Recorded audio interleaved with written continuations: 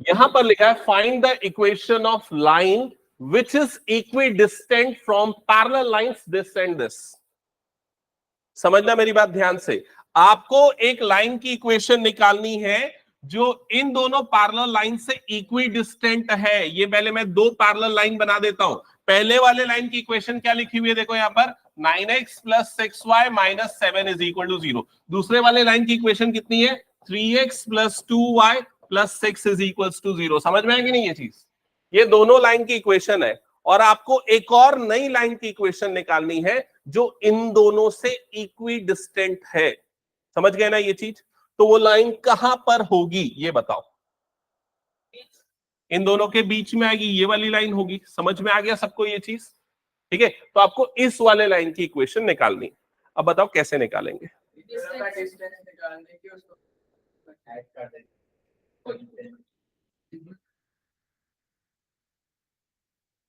समझ में आ गया ना क्वेश्चन यहां तक? बताओ कैसे करेंगे आप। देखो इसमें क्या कर सकते हैं हम लोग, इस वाली लाइन का स्लोप तो हम निकाल सकते हैं ना। इस वाली लाइन का स्लोप निकाल सकते हैं। कैसे? इस वाली लाइन का स्लोप जो होगा वही इन दोनों लाइन का भी क्या होगा, स्लोप होगा। क्या ये समझ में है? तो पहले स्लोप निकाल लो इन लाइंस का, कैलकुलेट करो। -3/2, तो ये वाली लाइन का स्लोप आ जाएगा -3/2। इस वाली लाइन का भी स्लोप होगा -3/2 और इस वाली लाइन का भी स्लोप हो जाएगा -3/2। समझ में आया कैसे है -3/2? ठीक है, अब स्लोप मिल गया, और क्या चाहिए भाई उसके लिए? पॉइंट भी चाहिए ना। तो पॉइंट कैसे निकालेंगे? इन दोनों के डिस्टेंस का मिड पॉइंट अगर ले ले तो, लेकिन वो तो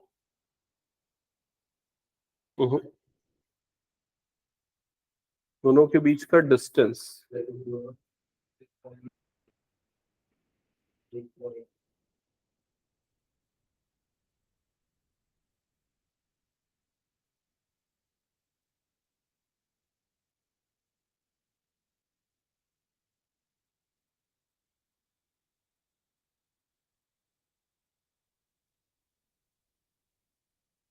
find the equation of line which is equidistant from parallel lines this and this.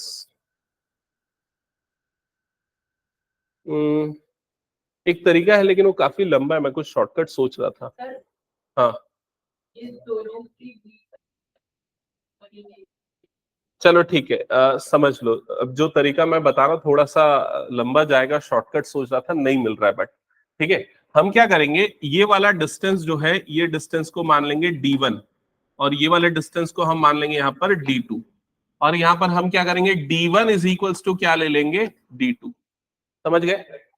अब d1 मतलब ये वाले लाइन के बीच, ये वाले दोनों लाइन के बीच का डिस्टेंस। अब ये वाले लाइन की इक्वेशन क्या है यहाँ पर, ax plus by plus c is equals to 0, ये मान लेते हैं। समझ गए ना? अब बताओ क्या लगेगा इन दोनों के बीच में डिस्टेंस पे, डिस्टेंस फॉर्मूला। डिस्टेंस फॉर्मूला क्या हो जाएगा, c1 minus c2।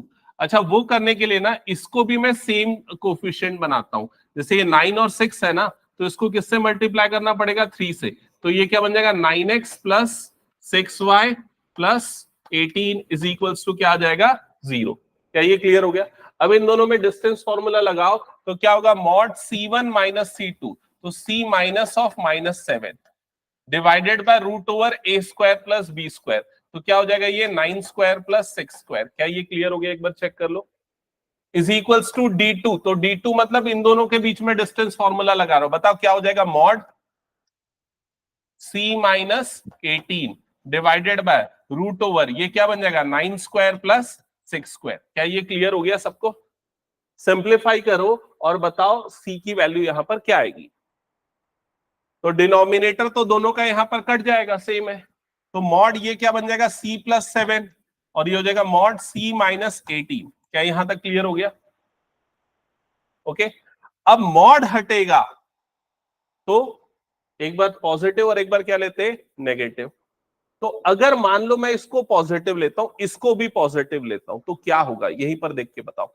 c cut जाएगा और 7 इज इक्वल टू क्या हो गया -18, मतलब ये वैलिड सिचुएशन नहीं है। दोनों को नेगेटिव लूंगा तो भी सी कट जाएगा, वैलिड नहीं है। तो एक को पॉजिटिव और एक को क्या लेना पड़ेगा, नेगेटिव। तो ये पॉजिटिव और ये वाले को क्या ले लेंगे हम, नेगेटिव। तो c plus 7 is equal to कितना हो जाएगा, माइनस सी प्लस 18। ये इधर जाएगा, ये वाली टर्म इधर जाएगी, तो 2c इज इक्वल टू कितना हो जाएगा, 11। तो c की वैल्यू कितनी आ जाएगी, 11/2। क्या ये समझ में आ गया सबको? ये c की वैल्यू मिल गई है, और कौन सी लाइन के लिए, ये वाली लाइन के लिए। क्या ये क्लियर हो गया? अब इसका a और b क्या होगा, वही जो बाकी दोनों का a और b है, क्योंकि लाइंस क्या है, पैरेलल है। तो a की जगह पे क्या आएगा 9, और b की जगह पे क्या आ जाएगा 6, और c की जगह पे क्या आ जाएगा 11/2। तो ये आ जाएगा 9x plus 6y plus 11/2 is equals to 0। क्या ये क्लियर हो गया? अब इसको एलसीएम लेके सिंप्लीफाई करोगे तो 18x plus 12y plus 11 is equals to क्या आ जाएगा, 0। चेक करो आंसर एक बार, आ गया समझ में सबको? ये सॉल्व करो, इसको जल्दी कंप्लीट करो। क्या हो गया? स्लोप मैं कोई शॉर्टकट तरीका सोच रहा था, उसके लिए मैं सोचा स्लोप से निकलेगा क्या, लेकिन नहीं निकला उससे। ठीक है,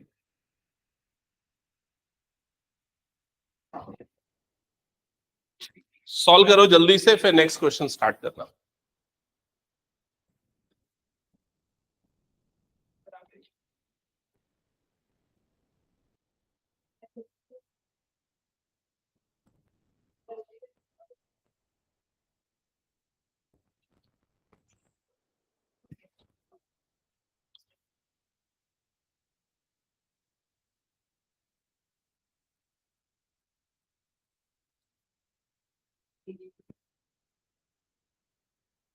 हो गया क्या सबका? चलो नेक्स्ट क्वेश्चन स्टार्ट करो फिर।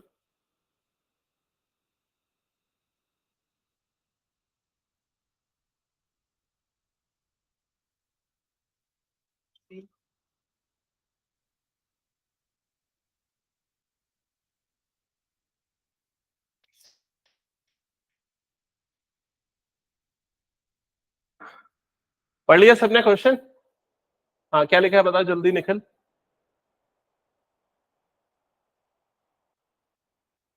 A ray of light passing through the point 1, 2 reflects on x-axis at a point A, and the reflected ray passes through the point 5, 3. Find the coordinate of A. क्या ये question समझ में आया? नहीं आया? Draw करके देखें एक बार। चलो, क्या लिखा हुआ है, एक रे है वो कौन से पॉइंट से पास हो रही है, 1, 2। तो पहले हम मान लेते हैं कि ये हो गया y एक्सिस, ये हो गया x एक्सिस, और 1, 2 वाला पॉइंट कहां पर आ जाएगा, ये 1, और यहां पर क्या आ गया 2। तो ये 1, 2 वाला पॉइंट ये हो गया, यहां से पास हो रही है, और वो रिफ्लेक्ट हो रही है कहां से, on the x axis at point A। तो वो इस तरीके से आ रही है रे, कुछ इस तरीके से आ रही है, और x एक्सिस से टकरा के वो रिफ्लेक्ट हो रही है इस तरीके से। क्या ये समझ में आया सभी को? And the reflected ray passes through the point 5, 3, और रिफ्लेक्टेड रे जिस पॉइंट से पास हो रही है उस पॉइंट का कोऑर्डिनेट क्या है, 5, 3। फाइंड द कोऑर्डिनेट ऑफ ए। तो पॉइंट ए कहां पर है, पॉइंट ए यहां पर है, आपको इसका कोऑर्डिनेट बताना है। एक्स कॉमा क्या हो जाएगा इसका कोऑर्डिनेट, 0। मतलब सिंपली यहां पर आपको एक्स की वैल्यू निकालनी है। चलो निकालो, कैसे निकलेगी?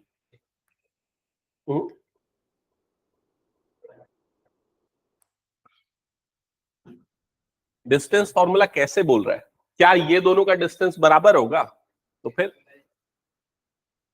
एक्स कैसे निकलेगा वही पता ना। हाँ,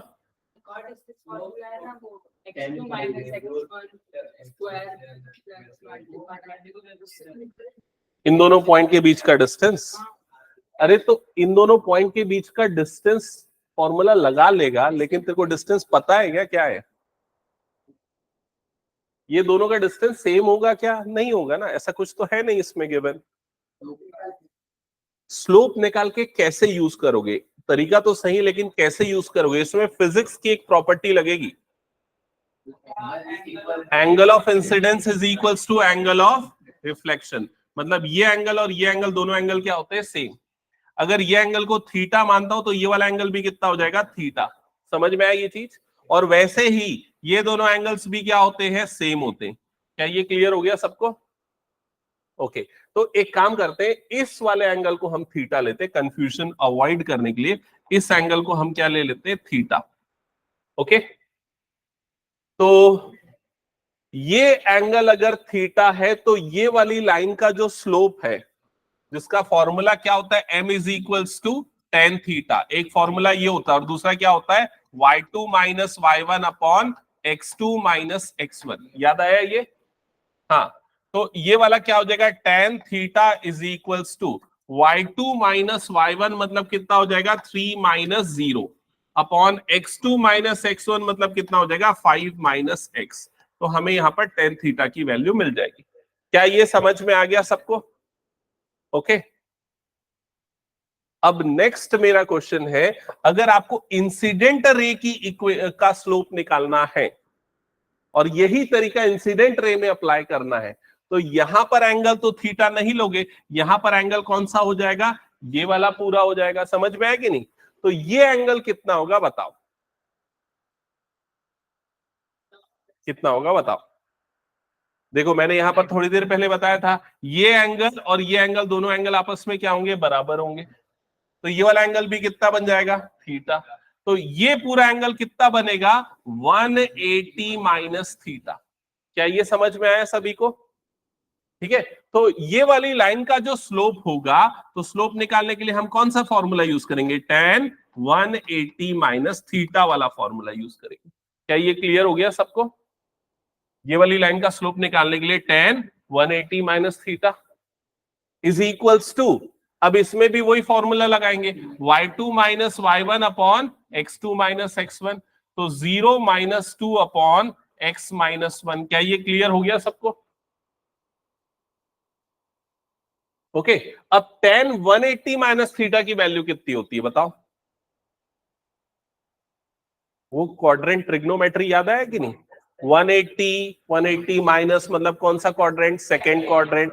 सेकेंड क्वाड्रेंट में tan क्या होता है, नेगेटिव। तो ये क्या बन जाएगा, minus tan theta is equals to, ये क्या बन जाएगा, -2 अपॉन x माइनस 1। समझ में आया? ये माइनस को इस इधर भेज दो, या ये समझ लो ये माइनस और ये माइनस क्या हो गया, कट गया।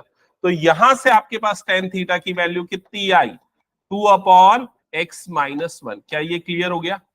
अब इन दोनों को आपस में इक्वेट कर दो और x की वैल्यू निकाल लो। ये क्लियर हुआ कि नहीं सबको, एक बार बताओ।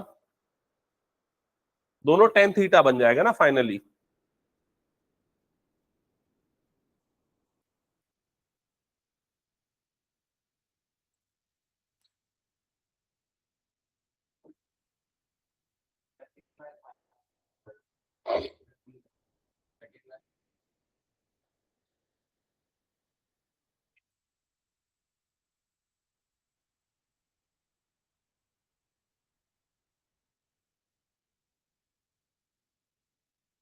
कितना रहा, 13/5। ठीक है, सही है मेरे ख्याल से, चेक कर लेना एक बार फिर भी। सही है ना, हटा दो फिर इसको मैं। चलो नेक्स्ट क्वेश्चन पे आते हैं। हाँ भाई, ये क्वेश्चन काफी टाइम टेकिंग क्वेश्चन है, काफी लंबा बनेगा इसका सोल्यूशन, तो पेशेंस रखना और ध्यान से सुनना। यही लास्ट है। कौन सा है? वो कर चुके पिछली क्लास में, होमवर्क दिया था ना ये वाला मैं, हिंट करने के बाद। किसी ने किया क्या बताओ तो? कर लिए, गुड। और अनुष्का नहीं किया? अभी कराऊंगा फिर, ठीक है। चलो ये वाला क्वेश्चन करें। हम्म,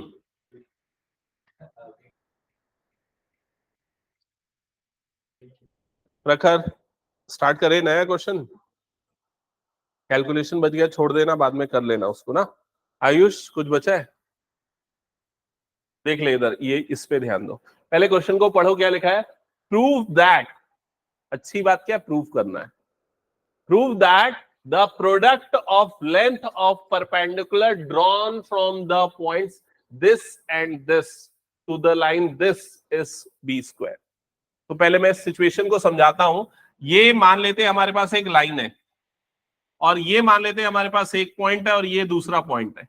ये पहले पॉइंट से, पहले पॉइंट जिसका कोऑर्डिनेट हमें क्या दिया हुआ है, √/a² - b² 0, दूसरा पॉइंट जिसका कोऑर्डिनेट है माइनस रूट ओवर ए square minus B square comma 0।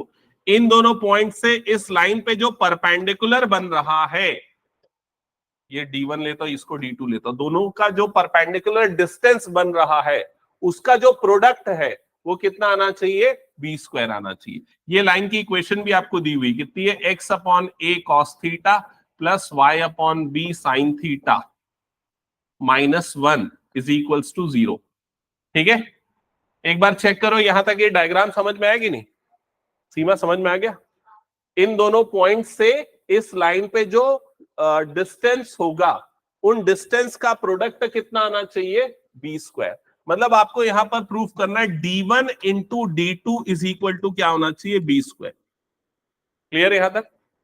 हाँ, अब ये बताओ D1 कैसे निकालते हैं, ये डिस्टेंस D1 क्या है फॉर्मूला, मॉड AX1। तो भाई AX1 तो ये मेरा A हो गया ना, A क्या हो गया, जो भी X का कोफिशिएंट है वो A है, और X1 की जगह पे क्या आ जाएगा, ये आ जाएगा। समझ में आ रहा है कि नहीं ये चीज? निखिल बात मत कर, इधर ध्यान दे, क्या बोला मैंने, बता जल्दी, क्या फॉर्मूला लगा रहे हैं इसमें, बता जल्दी।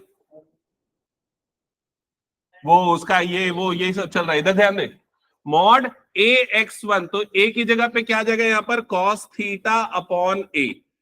X1 की जगह पे क्या आ जाएगा, ये वाली टर्म रूट ओवर ए स्क्वायर माइनस बी स्क्वायर। समझ में आया कि नहीं ये, मॉड AX1 प्लस BY1, तो B की वैल्यू ये पूरी हो गई, और Y1 की जगह पे क्या आ जाएगा, 0, तो ये वाला टर्म क्या हो जाएगा, 0, तो प्लस 0। फिर उसके बाद C, तो C की जगह पे यहां पर क्या है, -1, और ये मॉड क्लोज हो जाएगा, डिवाइडेड बाय डिनोमिनेटर में बताओ क्या आएगा। ये वाला फॉर्मूला दिमाग में रखे हो कि नहीं, mod AX1 plus BY1 plus C divided by root over A square plus B square, ये फॉर्मूला लगा रहा हूं मैं। क्या आएगा डिनोमिनेटर में, नहीं,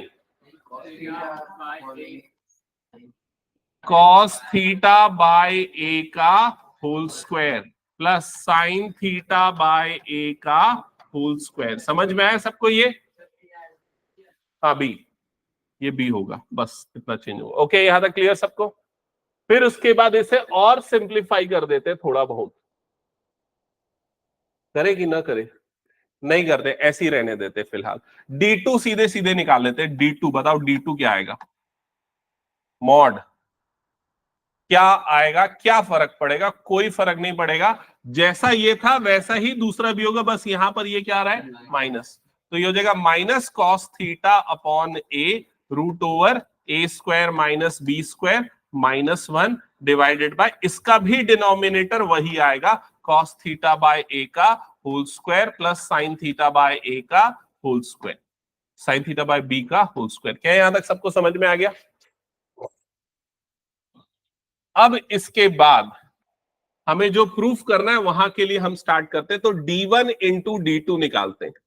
तो D1 मतलब ये पूरा, तो इसको लिख देते हैं mod cos theta into root over A square minus B square upon a -1 divided by, क्या करूं, काटू क्या, क्या कटेगा, कुछ नहीं कटेगा, minus cos theta root over A square minus B square upon a -1, कुछ कटेगा क्या, मल्टीप्लाई हो रहा है ना, क्या कटेगा, ये होगा कि ये वाली टर्म डिनोमिनेटर वाली जब दोनों टर्म मल्टीप्लाई होंगी तो रूट हट जाएगा, बस यही होगा। तो यहां रूट हटा देता हूं डायरेक्टली, तो क्या बन जाएगा, कॉस स्क्वायर थीटा अपॉन ए square plus sine square theta upon B square. एक बार चेक करो यहां तक समझ में आया क्या सबको, पक्का क्लियर, क्या, अरे जो भी पूछना है साफ साफ पूछना, बता रहा हूं। कौन सा, ये वाला स्क्वायर और ये वाला बी स्क्वायर, देख ले भाई, यहां पर कॉस थीटा बाय ए का होल स्क्वायर है ना, ठीक है, तो कॉस स्क्वायर अपॉन ए स्क्वायर, समझ गया, यहाँ cos sine square upon B square, दोनों का रूट रूट हट गया। यहां तक समझ में आया कि नहीं, लक्ष्य तेरे को नहीं आया समझ में, नहीं आया ना समझ में, क्या नहीं आया समझ में, बता कौन सा टर्म नहीं है, ये टर्म कैसा है ये समझ में नहीं आया। देख ये D1 है, ये पूरा D1 है और ये पूरा D2 है, मैंने दोनों को मल्टीप्लाई किया, तो ऊपर वाली टर्म ये देख, ये पूरा एज इट इज लिखा, ये वाली ऊपर वाली टर्म पूरी ये एज इट इज लिखा, दोनों मल्टीप्लाई में, नीचे वाली टर्म दोनों मल्टीप्लाई हुई, तो नीचे वाली टर्म मल्टीप्लाई हुई, दोनों सेम है, तो दोनों में रूट लगा, रूट हट जाएगा दोनों से, तो क्या आ जाएगा, यही तो आएगा ना। समझ में आएगी नहीं यहां तक? ओके, अब देखो इसके बाद क्या होगा, दोनों में से मुझे मॉड हटाना है, तो मॉड हटाने के लिए क्या करना पड़ेगा, प्लस माइनस। तो एक काम करता हूं मैं, इसको इजी बनाने के लिए ना ये वाले में मॉड हटा के प्लस ले लेता हूं, तो ये क्या बन जाएगा, cos theta root over A square minus B square upon a minus 1, ये मॉड को मैंने डायरेक्टली हटा दिया। यहां पर मैं एक काम करता हूं, पहले माइनस को कॉमन ले लेता हूं, माइनस कॉमन आ जाएगा दोनों टर्म में से, और मॉड के कारण उसको क्या बना दूंगा, प्लस बना दूंगा। समझ में आएगी नहीं ये चीज, नहीं है समझ में? देखो कभी ऐसा होता है ना, मॉड के अंदर अगर मान लो -5 -1 है, ऐसा है, तो मैं क्या कर सकता हूँ, मॉड के अंदर माइनस कॉमन निकालूंगा, तो ये क्या बन जाएगा, 5 + 1। क्या ये क्लियर हो गया? और इस माइनस को हटा के सीधा मैं क्या कर सकता हूँ, प्लस कर सकता हूँ। तो बस वही चीज मैं यहां पर अप्लाई कर रहा हूं, तो ये वाला टर्म क्या बन जाएगा, cos theta root over A square minus B square upon a plus 1 बन जाएगा। ये +1 कैसे है, सबको क्लियर हुआ कि नहीं? ठीक है, अपॉन डिनोमिनेटर में कोई चेंज नहीं, जैसा है वैसा ही रहने दो, तो ये क्या हो जाएगा, कॉस स्क्वायर थीटा अपॉन ए square plus sine square theta upon B square. यहां तक क्लियर हो गया सबको? हाँ, अब बताओ अब क्या कर सकते हैं और सिंप्लीफिकेशन? क्या यहां पर आइडेंटिटी लगेगी, कौन सी identity, a minus b into a plus b, ये मेरा पूरा a बन रहा है, समझ रहे हो ना, और ये -1 और ये a + 1। क्या ये क्लियर?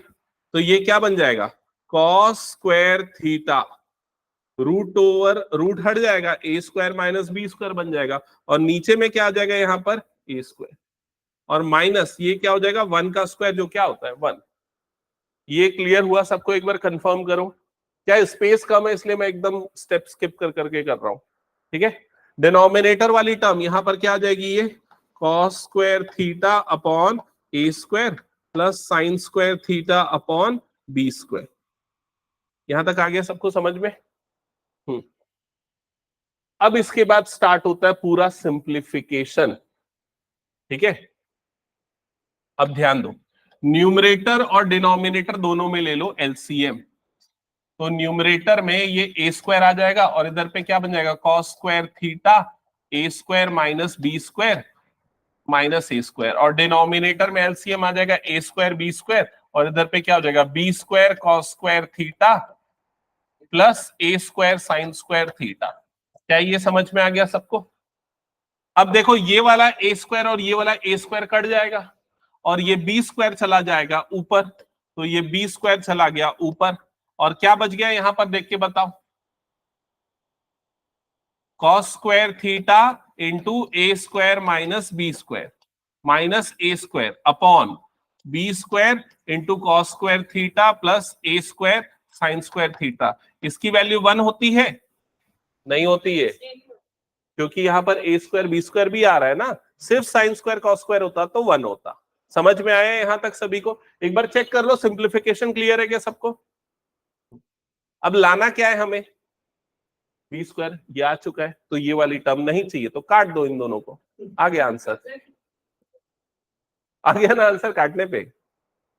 अब कैसे कटेगा ये वाला क्वेश्चन है, अगर ये जस्टिफाई करना है तो मैं बताता हूं जस्टिफिकेशन कैसे करना है। तो देखो, न्यूमरेटर में ब्रैकेट खोलो, ब्रैकेट खुलेगा तो ये वाली टर्म क्या बन जाएगी, A square cos square theta, ऐसे ही बनेगा। ये वाला टर्म क्या बनेगा, minus B square cos square theta, ऐसे ही बनेगा। और ये वाला टर्म क्या है यहां पर, minus a square divided by, नीचे में क्या आ रहा है, b square cos square theta plus a square sine square theta. एक बार चेक करो यहां तक समझ में आया क्या सबको? ब्रैकेट खोला, अभी कट रहा है क्या? अभी भी नहीं कट रहा है। क्या प्रॉब्लम जा रही है कि ये नहीं कट रहा है? ऊपर में साइन स्क्वायर नहीं है लेकिन नीचे में साइन स्क्वायर है, तो मैं एक काम करता हूं, ये वाली टर्म और ये वाली टर्म दोनों में से एक काम करता हूं, माइनस ए स्क्वायर को निकाल लेता हूं कॉमन। अब इन दोनों से अगर माइनस ए स्क्वायर कॉमन निकालूंगा तो ये वाली टर्म क्या बन जाएगी, प्लस, तो ये +1, और इसमें से माइनस से स्क्वायर निकाल रहा हूं तो ये वाली टर्म क्या हो जाएगी, नेगेटिव, मतलब 1 माइनस क्या बन जाएगी, ये कॉस स्क्वायर थीटा, और माइनस ये क्या हो गया, B square cos square theta, divided by नीचे वाली टर्म तो एज इट इज है। समझ में आई ये चीज? अब ये 1 माइनस कॉस स्क्वायर क्या बन जाएगा, साइन स्क्वायर थीटा, तो ये हो गया बी स्क्वायर, और इधर पे बना माइनस, क्या बना इधर पे, minus a square sine square theta minus B square cos square theta, divided by denominator वाली term b square cos square theta plus a square sine square theta. एक बार चेक करो समझ में आ रहा है कि यहां तक सबको? अभी कटेगा क्या, माइनस कॉमन, तो माइनस बाहर आ जाएगा तो ये क्या हो जाएगा, माइनस बी स्क्वायर, और अब न्यूमरेटर और डिनोमिनेटर दोनों एक जैसा हो जाएगा और कट जाएगा, तो आंसर क्या आया हमारे पास, माइनस बी स्क्वायर। लेकिन प्रूफ क्या करना था, प्लस बी स्क्वायर, तो अब क्या गलती हो गई, डिस्टेंस हमेशा क्या होता है, पॉजिटिव, वो जो मॉड लगा था उसको हमने एक प्लस लेके बनाया था, माइनस लेके बना दोगे तो प्लस आ जाएगा, कोई फर्क नहीं। यहां तक लिख दो, फिर लास्ट में आप डायरेक्टली ये लिख दो, that is equals to B square because distance can not be negative. समझ में आ गया सबको ये?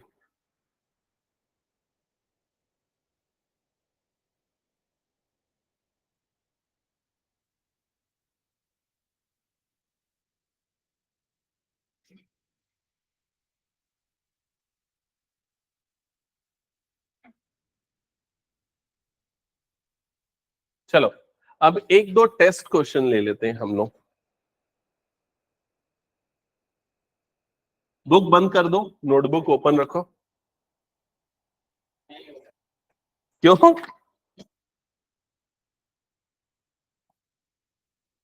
क्या हो गया? तो कब होगा भाई वो प्रैक्टिस? हाँ, क्वेश्चन नोट करना। A line is such that a line is such that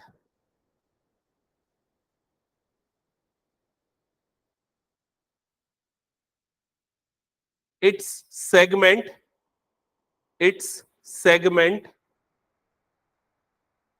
between the lines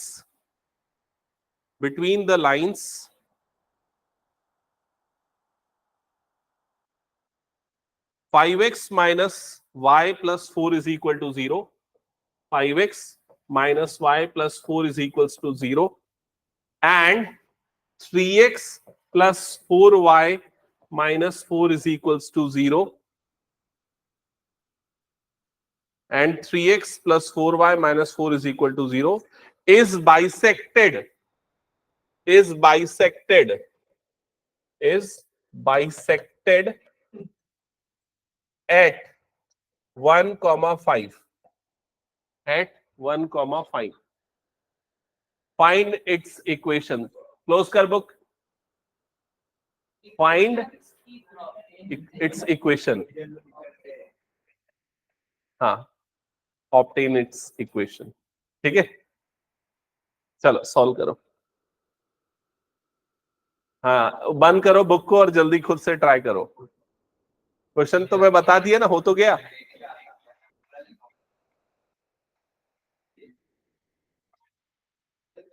चलो ट्राई करो।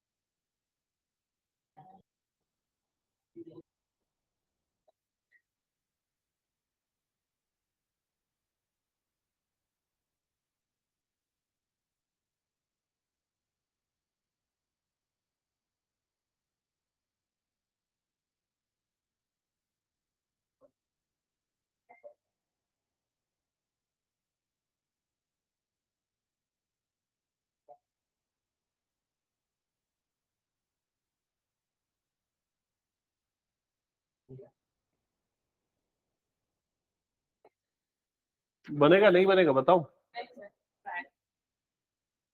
क्या कर रहा है निखिल?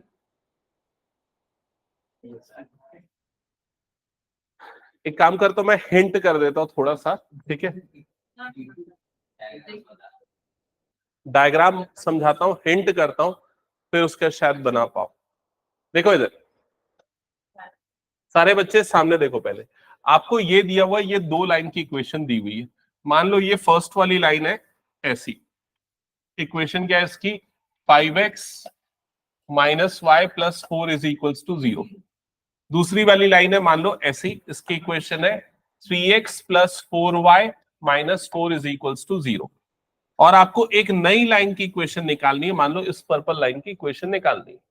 तो ये जिस पर्पल लाइन की इक्वेशन निकालनी है, एक्चुअली उसमें एक लाइन सेगमेंट बन रहा है, ये लाइन सेगमेंट बन रहा है।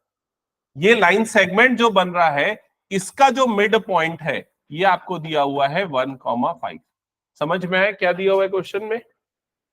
तो ये जो दोनों लाइंस, इस लाइन को कट करने से जो लाइन सेगमेंट बना रही है, उसका जो मिड पॉइंट है बाइसेक्टेड हो रहा है। कहां पर बाइसेक्ट हो रहा वाला पॉइंट? 1,5 पे। और आपको पर्पल वाली लाइन की इक्वेशन निकालनी है। नहीं, ये तो नहीं है, ऐसा नहीं, पैरेलल नहीं है ना ये दोनों लाइंस। यहां तक समझ में आया क्या सबको? ओके ओके, अब इधर पे ध्यान दो सारे बच्चे, कैसे सॉल्व करेंगे। किसी भी लाइन की इक्वेशन निकालने के लिए आपको क्या क्या चाहिए? एक पॉइंट और एक स्लोप, या फिर दो पॉइंट, यही चाहिए होता है। तो हमें ये वाले पॉइंट का कोऑर्डिनेट पता नहीं, मान लेते हैं इसका कोऑर्डिनेट क्या है? x1 comma y1। इसका भी कोऑर्डिनेट पता नहीं, मान लेते हैं ये क्या है? x2 comma y2। अब अगर दोनों में से कोई भी एक मिल गया तो हमें इस लाइन की इक्वेशन मिल जाएगी। समझ में आया ये चीज? अब कैसे निकालें? तो एक चीज इसने बताया है कि ये इसका क्या है? मिड पॉइंट है। मिड पॉइंट का फॉर्मूला लगाओगे तो x1 plus x2 by two is equals to कितना हो जाएगा? 1। समझ में आया ये कैसे आया? x1 plus x2 by two is equals to कितना हो जाएगा? 1। तो x1 प्लस x2 की वैल्यू कितनी हो जाएगी? 2। ये क्लियर हो गया सबको? वैसे ही यहां पर भी मिड पॉइंट वाला फॉर्मूला लगाओगे तो y1 plus Y two by two is equals to कितना हो जाएगा? इज इक्वल्स टू कितना हो जाएगा? 5। तो y1 प्लस वाई टू की वैल्यू कितनी हो जाएगी? 10। क्या ये समझ में आया सभी को? Okay clear. अब x1 कॉमा y1 वाला पॉइंट सिर्फ इस पर्पल लाइन का पॉइंट नहीं है, वो इस वाली लाइन का भी पॉइंट है। तो इसकी भी इक्वेशन को वो सेटिस्फाई करेगा। मतलब हम यहां पर x की जगह पे क्या डाल सकते हैं? x1, और y की जगह पे क्या डाल सकते हैं? y1। तो ये वाली एक और इक्वेशन हमें मिल गई। क्या ये समझ में आया सभी को? अब इस इक्वेशन को आप कैसे यूज कर सकते हो वो भी समझा रहा हूं मैं। देखो, इस इक्वेशन से आप चाहो तो y1 की वैल्यू निकाल सकते हो, और y1 की वैल्यू यहां पर कितनी आ जाएगी? 5x1 plus 4। ये क्लियर हो गया सबको? अब ये वाला जो पॉइंट है x2y2, वो इस लाइन का पॉइंट है, तो इस पे भी पुट करेंगे तो इक्वेशन क्या बनेगी? 3x2 plus y2 minus 4 is equals to क्या हो जाएगा? 0। क्या ये क्लियर हो गया? अब यहां से y2 की वैल्यू निकालो, तो y2 की वैल्यू क्या आएगी बताओ? 4 माइनस 3x2, ये y2 की वैल्यू आ गई। अब ये y2 की वैल्यू को डालो यहां, और y1 की वैल्यू को डालो यहां। इससे क्या बन जाएगा? जो इक्वेशन बनेगी वो किसकी बनेगी? x1 और x2 की। और ऑलरेडी x1 और x2 की इक्वेशन गिवन है। दोनों इक्वेशन को सॉल्व करोगे, जिससे क्या मिल जाएगा तुम लोगों को? x1 और x2 दोनों। दोनों मत निकालो, कोई भी एक निकाल लो, x1। मान लो अगर तुम लोगों ने x1 निकाल लिया तो x1 को यहां डालना, तो उससे क्या मिल जाएगा? y1। और x1 y1 मिल गया, मतलब ये पॉइंट मिल गया, और इसके बाद 2 पॉइंट फॉर्म लगा देना। समझ में आया? सॉल्व करो चलो इसको जल्दी।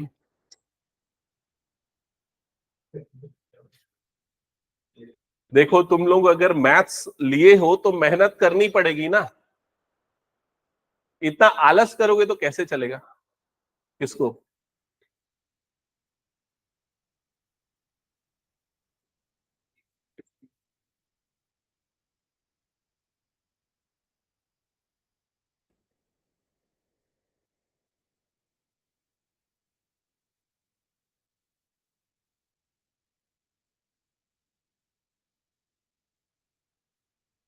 सॉल्व करके मुझे फाइनल आंसर और इक्वेशन बताना क्या आएगा।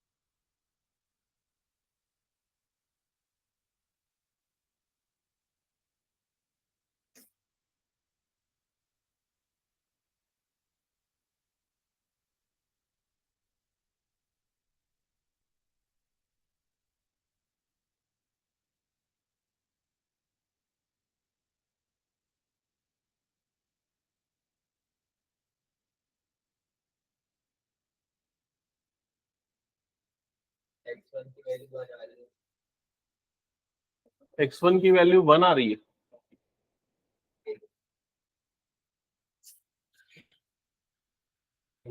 तुम लोग सॉल्व नहीं कर रहे हो क्या? ये दूसरी वाली इक्वेशन क्या है? ये x1 और x2 के टर्म्स में, जैसे अगर तुम लोगों ने y1 की वैल्यू यहाँ पर रखी होगी तो ये आया होगा 5x1 प्लस 4, y2 की वैल्यू रखी होगी तो +4 minus 3x2 is equals to 10। तो 4 प्लस 4 ये हो गया 8, 8 उधर जाएगा तो कितना हो जाएगा 2। तो 5x1 minus 3x2 is equals to 2। यही आ रहा है कि नहीं? चेक करो सेकंड इक्वेशन। फिर उसके बाद ये दोनों इक्वेशन को सॉल्व करोगे। सॉल्व किया इन दोनों को? अरे ये x1 x2 वाली क्या रहा है?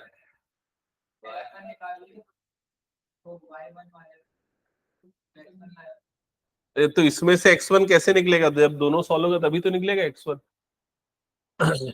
तो इस वाली इक्वेशन को किससे मल्टीप्लाई कर दो? 3 से। 3 से मल्टीप्लाई करो तो क्या बन जाएगा? 3x1 plus 3x2 is equals to 6। Add करोगे तो ये कट जाएगा तो कितना हो जाएगा? 8x1 is equals to 8। x1 की वैल्यू आएगी 1। x1 1 आया। x1 को 1 डाल दो तो y1 की वैल्यू आ जाएगी 9। तो ये वाला पॉइंट का कोऑर्डिनेट हो जाएगा 1,9। चेक करो आया क्या? अब इस पॉइंट का कोऑर्डिनेट आ गया तो भाई इक्वेशन निकाल लो। इसकी इक्वेशन निकालने के लिए कोई सॉल्व करने की जरूरत नहीं, सीधे देख के बता सकते हो। क्या आएगी पता है इसकी equation? x is equals to 1। अब कैसे पता चला? यही आएगी क्योंकि x कोऑर्डिनेट देखो उसका चेंज नहीं हो रहा है। x कोऑर्डिनेट इसका क्या रहा है? 1। मतलब ये वर्टिकल लाइन है। समझ में आएगी नहीं ये चीज? वर्टिकल लाइन की इक्वेशन क्या होती है? x is equals to a। क्या उसकी जरूरत ही नहीं, क्या करेगा निकाल के?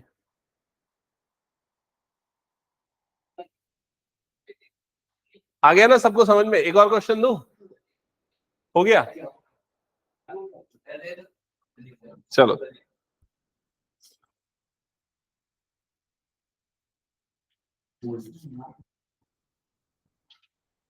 एक सिंपल क्वेश्चन दे रहा हूं, लास्ट क्वेश्चन। अब पुराना कराया हुआ क्वेश्चन दे देता हूं, ठीक है? हाँ? ये एनसीईआरटी का सॉल्व्ड एग्जांपल था। ये एक्सरसाइज का क्वेश्चन दे रहा हूं, जो क्लास में करवाया वाला क्वेश्चन दे रहा हूं, ठीक है? If P is the perpendicular distance from origin, if P is the perpendicular distance from origin, P is perpendicular distance from origin, to the line, if P is the perpendicular distance from origin to the line whose intercept on coordinate axis, whose intercept on coordinate axis are A and B, then show that 1 upon P square is equals to 1 upon A square plus 1 upon B square. चलो solve करके देखा। ये बहुत important question है, मैंने जब पढ़ाया था तब भी बोला था।